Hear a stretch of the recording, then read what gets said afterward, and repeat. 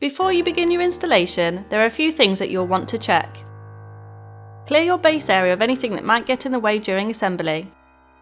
For this installation, we're installing onto a raised wooden framework to help protect the building from damp and insects. We would always recommend installing on a dry day with a minimum of 2 people.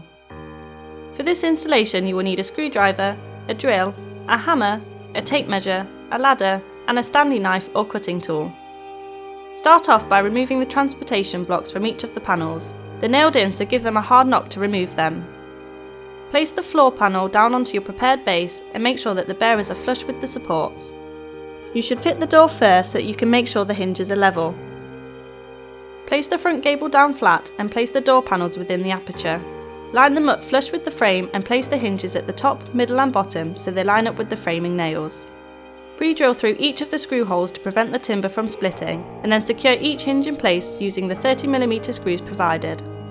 Make sure to pre-drill all screw holes throughout this installation. Start the main body of the installation with the rear gable and one of the sides to form an L-shaped join.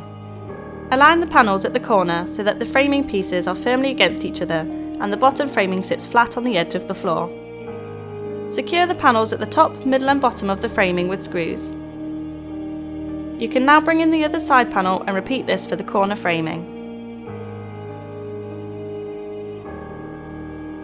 Secure the front in the same method, screwing at the top, middle and bottom of each side with 50mm screws. With all the walls up, it's time to work on the roof.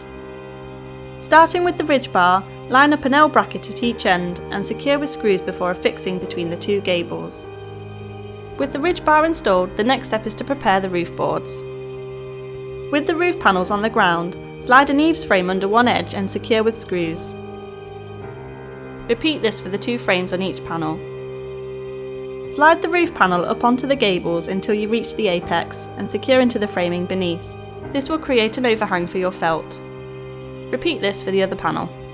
Now that the roof is on, you want to secure the framing of your building down to the floor to prevent any movement. Screw the framing down at equal intervals around the building using 50mm screws. With the felt, either measure the length of your roof with a tape measure, or as we've done here, you can roll it out along the length of your building and cut to size.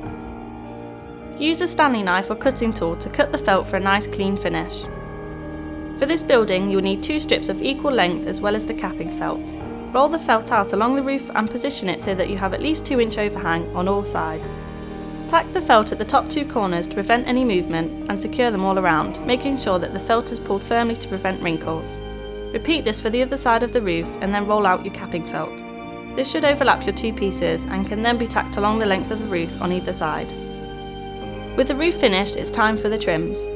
Align the corner trims over the side panel framing and then secure in place at the top, middle and bottom with 30mm screws. Repeat this for all 4 corners before moving on to the fascia boards.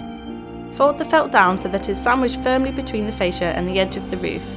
Secure these at each end and the middle and repeat for all 4 fascias.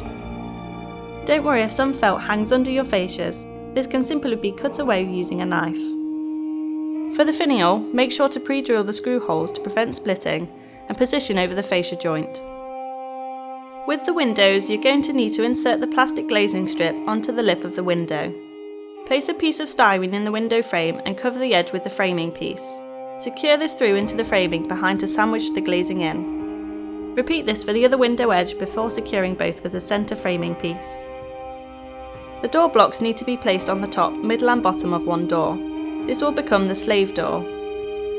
A turn button can be installed on the top and bottom blocks of the slave door. The internal door beading needs to be installed just on the inside of the door frame. Secure this at the top, middle and bottom of each side of the door. The door strips need to be placed over the door gap, with the shorter strip at the top of the doors. Make sure they are flush at the top and bottom to leave a gap between them. Secure into the master door along each strip, lining the screws with the internal framing. The last turn button is installed on the slave door, between the 2 strips to prevent the door from swinging open. Score around the edge of the window framing with a sharp knife on both the inside and outside of the window glazing. You should then be able to peel the protective plastic off the window. Now that your shed is installed, you'll want to treat it with a good quality timber preservative to keep it protected throughout the year. For more installations, please check out the other videos on our channel, or visit waltons.co.uk.